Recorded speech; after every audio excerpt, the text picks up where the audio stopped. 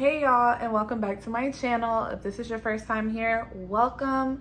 My name is Kelsey Simmons. I'm a realtor in the North Carolina and South Carolina area, specifically in Asheville, North Carolina, Charlotte, North Carolina, and Greenville, South Carolina.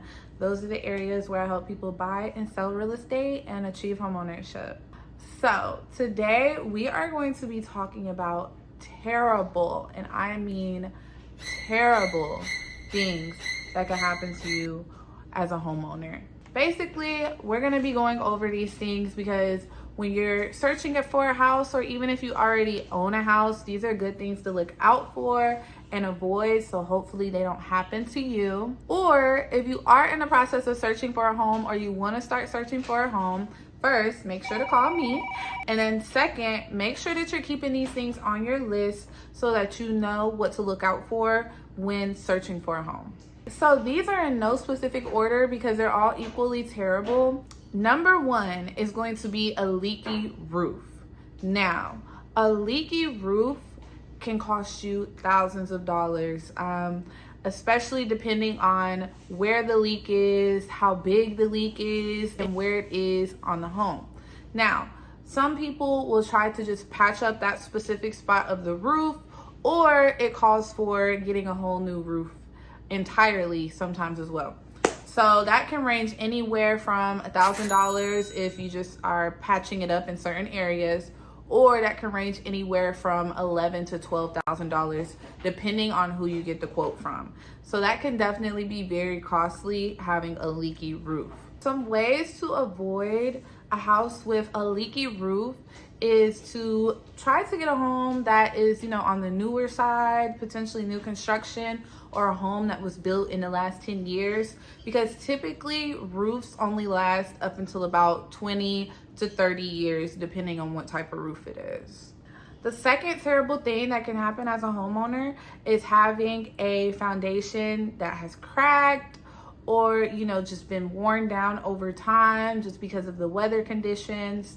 So this is just something that you just have to keep an eye on, making sure that your house has good drainage around the area, so you can make sure to keep that foundation as good and sturdy as long as you possibly can. Foundations are definitely not cheap.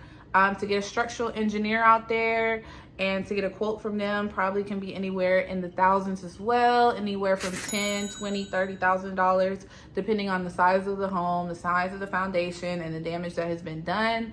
So once again, to avoid this, try to make sure you are buying a house, or you're, making sure your house has good drainage and there's not like a lot of water or things like that going directly to the foundation, or try to get a newer home as well, so that way you can avoid dealing with a cracked foundation, because it's definitely expensive. Number three would be a broken water heater. So I personally had this happen to me in my house. The water heater had just reached its lifespan. It was about 15 years old, and it basically was leaking.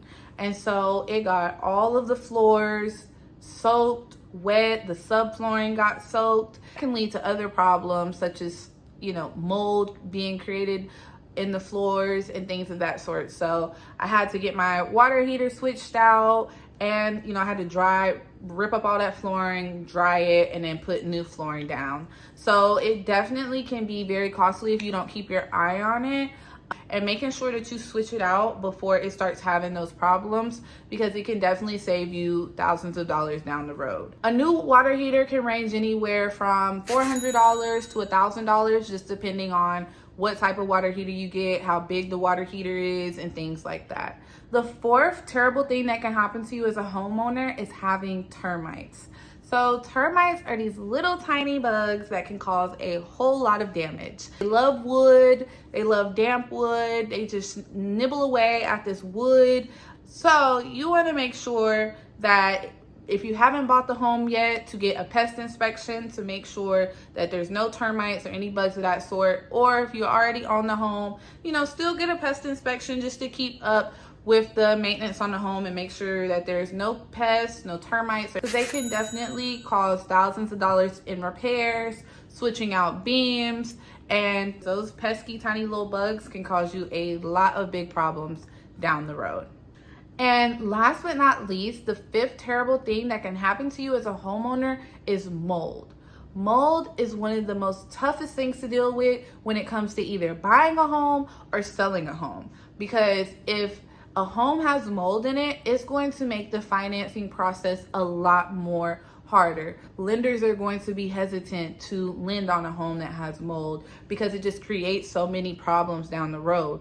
One, mold grows and grows and grows, and it just keeps getting bigger and bigger if it's not dealt with. And as well, it can cause health problems too. So, lenders typically want the mold to be remediated, taken care of before they even think about giving you the money for that home. And the same thing goes for selling a home. If that home has mold, buyers are going to be more hesitant to purchase that home. And, the lender, once again, is probably going to want those buyers to deal with that mold, whether it comes out of the buyer's pocket or the seller's pocket. They're going to want that mold to be dealt with before the home is sold. So mold is definitely not a great thing to deal with. It can cause so many problems down the line. And mold remediators, they can cost anywhere in the thousands, depending on how much mold there is. I hope this video was helpful and things to look out for and terrible things that can happen to you as a homeowner. Homeownership can be a very wonderful process, but it can also be a very scary process as well if you do not take the necessary steps in order to know what to watch out for, things to look for, and that sort. So I hope this video was helpful and useful to you for all my future homeowners out there. And if you are deciding on purchasing a home in the North Carolina or South Carolina area, I would definitely love to help you with that.